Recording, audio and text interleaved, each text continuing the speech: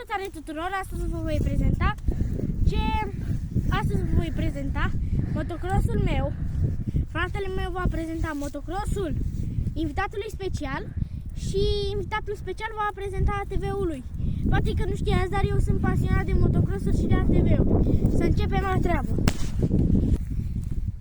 Acesta e un motocross roșu de câmp și prinde undeva la 30 de kilometri și e de câmp. Acesta este motocrossul meu și prinde 45 de km la oră. Are 1 metru înălțime, este la fel ca cel al invitatului special de adineauri. Pornește foarte repede, vino Marcu mai aproape. Are acest contact, vino mai aproape. Are acest contact care se bagă fix aici ca să pornească, altfel nu va porni deloc. Vino Marcu un pic mai aproape. Acesta este butonul de oprire. Aici se bagă benzina. Aceasta este toba. Așa arată, de aici se pornește. Are aici un mic șoc. Și stați că am uitat să vă spun despre cel al invitatului special. Are 1 metru înălțime, la fel ca al meu. Prinde 35 de km la oră aproximativ. Are tubă sport. Are la fel același contact ca mine. Aceasta este accelerația. Acestea sunt frânele. Aceasta este frâna față și aceasta este frâna spate. Are și cric. Are și niște chestiuțe din acestea de să pun picioarele pe ele. Și al meu la fel are cric. Are chestiuțe din acestea, doar ca ale mele trebuie să le leg cu ceva ca să stea așa. Și acesta a fost motocrossul meu. El este invitatul special, Marco, vărul meu. Ia arată-ne, Marco, ATV-ul tău. Este ATV-ul meu, prinde aproximativ 40 de km pe oră. Contactul este aici. Așa. Aici este butonul de oprire. Tuba.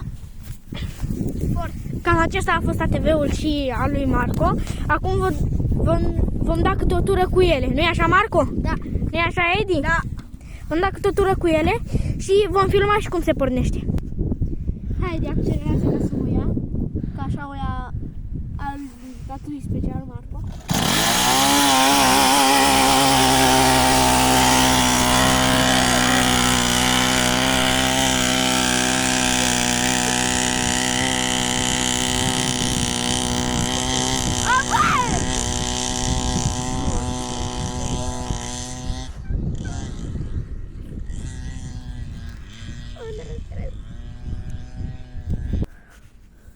Acesta este motocrossul meu care pornește fix așa, stați să-l împort. Al meu nu pornește la fel ca ATV-ul. Eu arăt cum îl pornesc eu. Vino Marco pe partea aceasta. Eu nu accelerez decât trag de aici mereu să fie șocul cum trebuie. Aici și pornesc. Dau picul jos.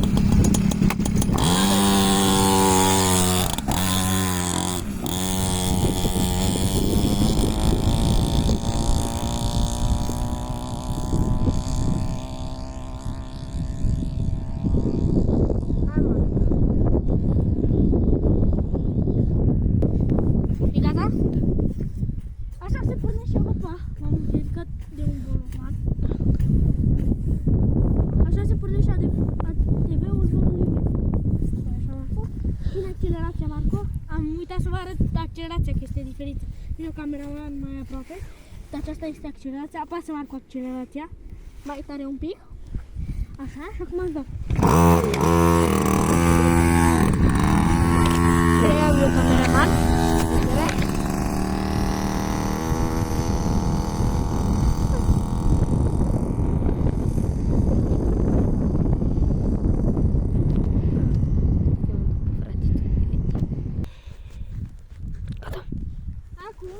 Le vom porni și vom da o tură toți trei. Să vedeți cum merg unele pe lângă altele. Da, așa vin o mare. Sunt foarte știu că al tău, nenic. Nu, Edi, nu.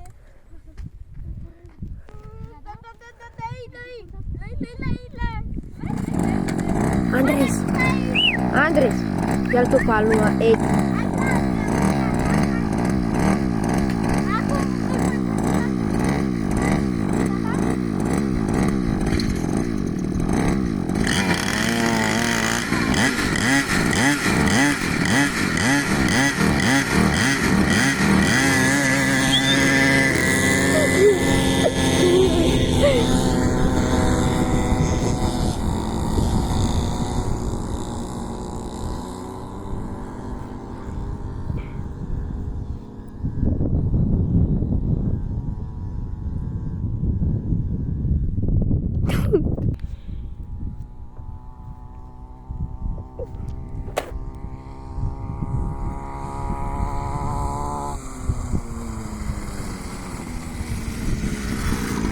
Primul din stat.